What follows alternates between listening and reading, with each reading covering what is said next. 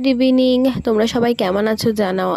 আমি তো বৃষ্টিতে ভিজে জ্বর সর্দি চলে এসেছিলো, ওই জন্য কোনো ভয়েস ওভার দিয়ে ভিডিও বানাতে পারছিলাম না। তো সে যাই হোক, দেখো এই বৃষ্টি পড়ছে বাইরে, পড়িয়ে এসে দেখছি কি সুন্দর বৃষ্টি পড়ছে।